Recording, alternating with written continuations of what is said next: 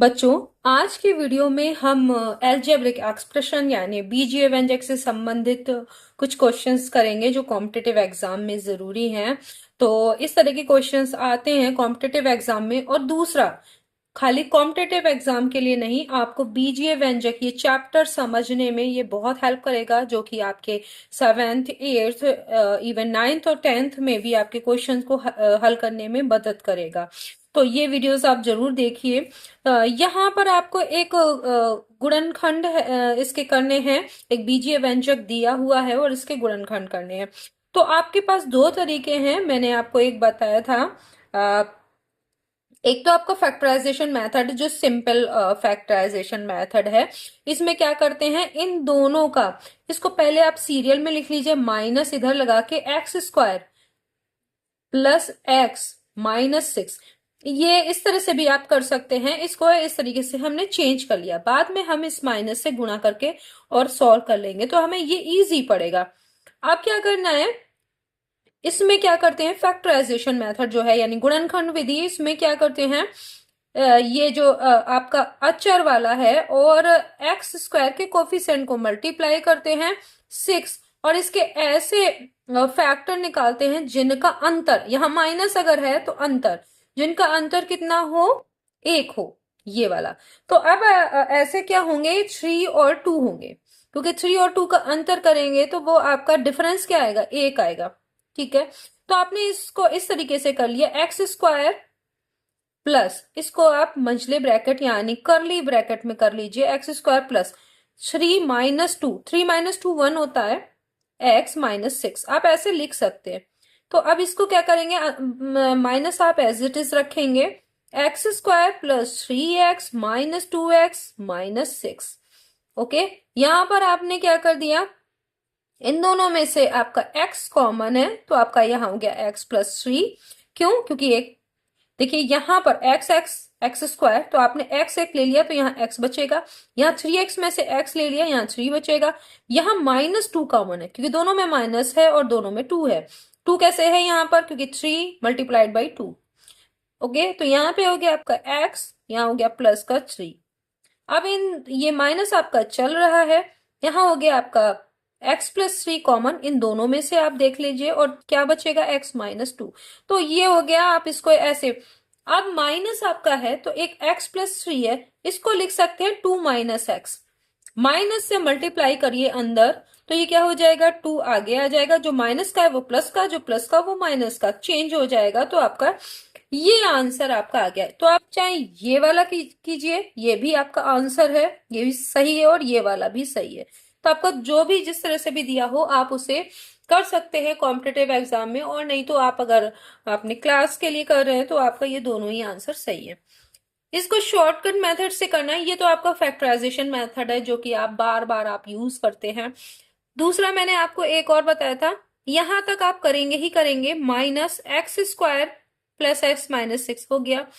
इसमें अगर माइनस यहां पर आ रहा है, इसका मतलब एक चीज, आपको मैंने एक फॉर्मूला बताया था, X square plus B X plus A B बराबर क्या होता है, एक्स प्लस ए और x प्लस बी।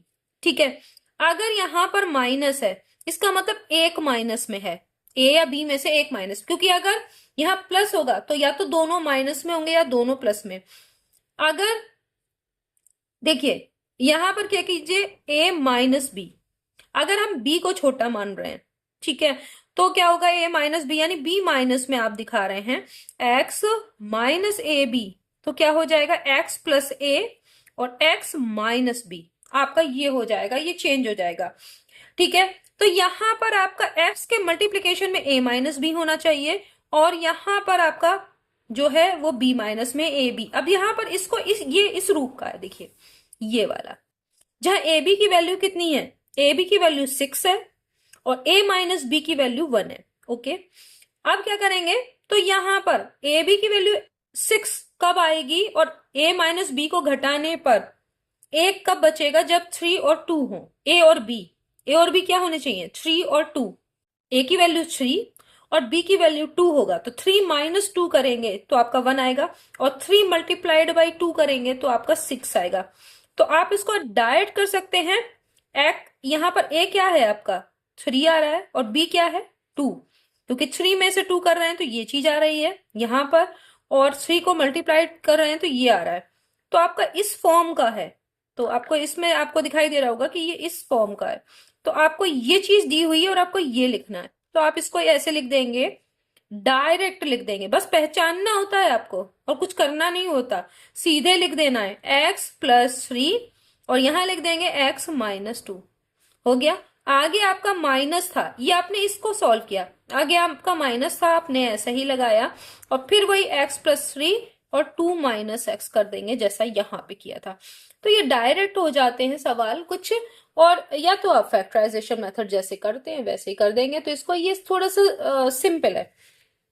दूसरा, एक आयत का क्षेत्रफल, आयत का क्षेत्रफल यानी एरिया क्या होता है, एक आयत, आयत का मतलब क्या आपका है, आप जानते हैं कि एक रेक्टेंगल आयत को कहते हैं, उसका एरिया निकालना है। एरिया होता क्या है, लंबाई गुणा चौड़ाई, L×B। क्षेत्रफल आपको दिया है, इसकी एक भुजा L या B में से एक दी हुई है, दूसरी निकालनी है, ठीक है। तो आपको यही तो होता है कि नहीं, आयत का क्षेत्रफल, क्षेत्रफल की जगह ये रखिए 3x-4 x² - 9। एक भुजा आपको मान लो L दी है, 3x² - 7x + 12 इंटू आपको B, ये मेजर करना है, ये आपको ये निकालना है, ठीक है। तो ये आपको ज्ञात करना है B की वैल्यू। तो आपने क्या करना है, इसको आप ऐसे कर सकते हैं, x² - 9 को कैसे लिखेंगे, देखिए ये इस रूप का है, आपको एक मैं थोड़ा सा और सिंप्लीफाई कर दे रही हूं, x², अब इसको आप करली में रख लीजिए, -3 का स्क्वायर, है कि नहीं। तो ये a² - b² वाला फॉर्मूला बन गया। अब देखिए a² - b² क्या होता है, a+b इंटू a - b, यही तो होता है।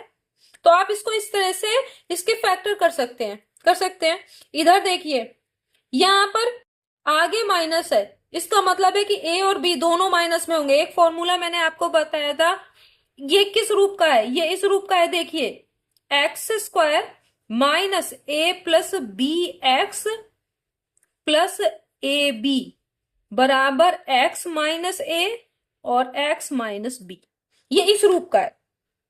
अब देखिए ये वाला फॉर्मूले के हिसाब से, तो यहां पर आप डायरेक्ट कर सकते हैं, a+b का मान 7 और a और इंटू b का मान 12, तो 4 × 3 12 होगा, 4 + 3 7 होगा, हो गया। तो इसमें आपका एक क्या होगा, यहां डायरेक्ट आपने देखिए कर लिया, यहां हो गया एक होगा x, देखिए तो a और b क्या होंगे, a आपका हो जाएगा 4 और आपका b क्या हो जाएगा 3, ठीक है। तो दोनों की गुणा कर रहे हैं तो 12 आ रहा है और 4 और 3 को जोड़ रहे हैं तो 7 आ रहा है। तो यहां पर हो जाएगा x - 4 और दूसरा होगा x - 3। आपने डायरेक्ट निकाल लिया, नहीं तो आप फैक्टराइजेशन मेथड भी यूज कर सकते हैं, जैसे इधर बताया था मैंने, ये वाले से बताया ताकि आप डायरेक्ट कर पाए, इनटू b। अब देखिए 3 से यहां 3 कट रहा है, x - 4 से x - 4 कट रहा है, अभी यहां पर क्या होगा, इसको फॉर्मूले से करेंगे तो क्या हो जाएगा, एक बार x में 3 जोड़ेंगे और एक बार x में से 3 घटाएंगे, और यहाँ क्या है x - 3 × b।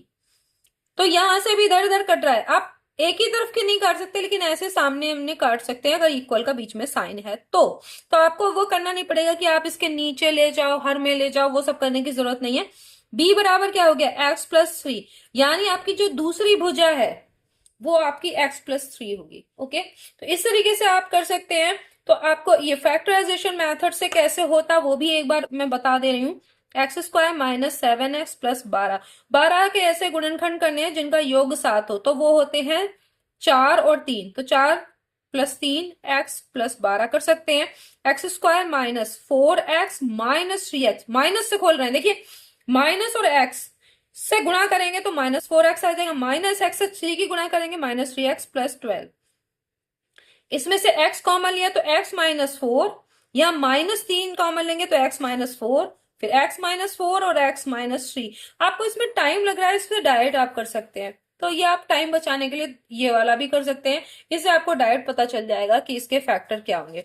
किसी भी अगर आपको दिया हुआ है कोई भी बीजीय व्यंजक, तो उसके फैक्टर क्या होंगे आप इससे इजीली निकाल सकते हैं। ठीक है, आपको पहला वीडियो जरूर देखना चाहिए। मैं बार बार आपको हर वीडियो में बता रही हूँ कि आपको पहला वीडियो जरूर देखना चाहिए, क्योंकि उस पहले वीडियो में मैंने आपको सारी सर्व समीकरणों को बहुत अच्छे से समझाया है, और उसको बाद में कैसे मतलब उसका इम्प्लीमेंट क्या होगा, यानी आप उसको कैसे अप्लाई करेंगे, वो मैं क्वेश्चंस में आपको बताती हूँ हर बार। ये वाला दिया है, इसमें a plus B plus C का मान निकालना है। ध्यान दीजिए, इधर और इधर आपको सॉल्व करना है। देखिए, इस वाले को सॉल्व करेंगे, यहां तो ऑलरेडी है, यहां पे हमें करना है x से इस पूरे ब्रैकेट को खोलेंगे तो क्या हो जाएगा, x की पावर 4। ध्यान देखिए, x को x क्यूब से जब मल्टीप्लाई करेंगे तो क्या हो जाएगा, x की पावर 4, फिर प्लस का x क्यूब माइनस 2x²। अब -1 से कीजिए multiply, -x³ minus x² plus 2x, -1 को माइनस से करेंगे तो ये हो गया, इक्वल टू x की power 4 plus ax³ plus bx² plus cx। अब देखिए, ये वाला और ये वाला कैंसिल हो गया। ठीक है, अब देखिए यहां पर x³ प्लस का एक है, एक माइनस का है, कैंसिल। यहां बचा -3x², क्योंकि माइनस का 2 और माइनस का 1, -3x² प्लस 2x। यहां क्या बचा, ax³ क्यूब है प्लस bx² प्लस cx। यहां पर कंपेयर करने के लिए आप क्या कर सकते हैं, x³ को 0 से मल्टीप्लाई कर दीजिए। 0 से मल्टीप्लाई करेंगे तो इसका मतलब 0 ही हो गया। कंपेयर करने में आपको आसानी रहेगी। अब यहां से कंपेयर कीजिए, x³ और x³ के गुणांक को कंपेयर करेंगे तो a का मान क्या आ गया, 0। b का मान क्या आएगा, ध्यान दीजिए, b का मान है, ये देखिए माइनस का, यहां पर देखिए b का मान क्या है, माइनस का 3। c का मान क्या है, प्लस का 2। आगे कंपेयर करने पे, या देखिए x² को कंपेयर कीजिए, x और x को कंपेयर कीजिए, तो आपको पता चल गया। अब आपसे पूछा a प्लस बी माइनस सी क्या होगा, तो a का मान 0, b का मान -3, और यहाँ माइनस सी का मान हो गया 2, तो यह हो गया -3 माइनस 2 इक्वल टू माइनस का 5 हो गया। आपने इस तरीके से निकाल लिया। तो ये इजी है, मगर आपको कैसे कंपेयर करना है ये आपको समझना था। गुणनखंड करने पर क्या प्राप्त होगा भाई, गुणनखंड कैसे करेंगे इसके, तो देखिए आप मेरे को मैंने बताया कि इसको x² के कोफिशिएंट से मल्टीप्लाई करते हैं, तो यहां हो गया 36, 6 6 जा 36। 36 के ऐसे गुणनखंड जिनका अंतर यहाँ माइनस है, ये चीज को ध्यान में दीजिएगा, अंतर 5 हो, तो 9 चौक 36। आपको ये तो बहुत ही आसानी से पता चल जाएगा कि 9 और 4 का अंतर 5 होता है। तो आपको इस तरीके से लिखना है 5x को, 6x² plus 9x minus 4x हो गया 5x की नहीं, और माइनस का 6। अब देखिए इन दोनों में, पहले दोनों में क्या कॉमन है, 3x कॉमन है, तो यहां बचा 2x प्लस 3, बचा कि नहीं। यहां से माइनस का 2 कॉमन है, देख रहे हैं, यहां भी 2 है, यहां भी 2 है, माइनस भी है, तो यहां बचेगा 2x प्लस 3। अब इन दोनों में भी 2x प्लस 3 कॉमन है, तो यहां बचेगा 3x माइनस 2 हो गया। तो ये तो आपको आसानी से आप कर सकते हैं। यहां क्या है, देखिए ये कौन सा फॉर्मूला लग रहा है, ध्यान दीजिएगा, a plus B plus C का होल स्क्वायर, क्योंकि यहाँ a² b² c² और 2ab 2bc इस तरह से होता है ना, वो वाला फॉर्मूला। तो आपको फॉर्मूला पहचानना है कि इसमें एक्चुअल में कौन सी सर्व समीकरण लग रही है। a plus B plus C का whole square equal to a² plus b² plus c² plus 2ab plus 2bc plus 2ca लग रहा है।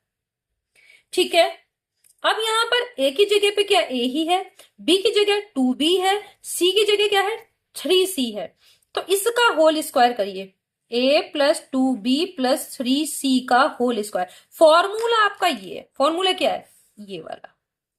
ठीक है, तो मैं इसको फॉर्मूले को हाईलाइट कर दे रही हूं। आप देखिए इसको करेंगे तो a² प्लस 4b² होगा कि नहीं, 2b का होल स्क्वायर करेंगे तो 4b² होगा, प्लस 9c² होगा कि नहीं होगा, क्योंकि 3 का स्क्वायर 9, प्लस 2ab, ab की गुणा करिए, 2b और a की गुणा करेंगे 2ab हो जाएगा, और इसका दुगुना करेंगे तो क्या हो जाएगा 4ab, प्लस 2bc, b और c की गुणा करिए तो b क्या है 2b और 3c की गुणा करें तो 3 दूनी 6, 6bc आ रही है, और 6bc का डबल करेंगे, दुगुना करेंगे तो क्या हो जाएगा 12bc प्लस c और a की गुणा करिए तो 3c और a की गुणा 3ac या ca होगा, और उसका दुगुना करेंगे तो 6ca या ac, कुछ भी लिख दीजिए, ca भी सही है ac भी सही है। यहां आपको देखिए इसकी वैल्यू निकालनी है, कि नहीं, इसकी वैल्यू आपको 5 दी है, तो ये 5 का स्क्वायर हो गया कि नहीं, इसकी वैल्यू 5 है तो 5 का स्क्वायर करेंगे यहां पर, ये तो आपको निकालना ही है, निकालना है कि नहीं निकालना है, ये वाला आपको निकालना था।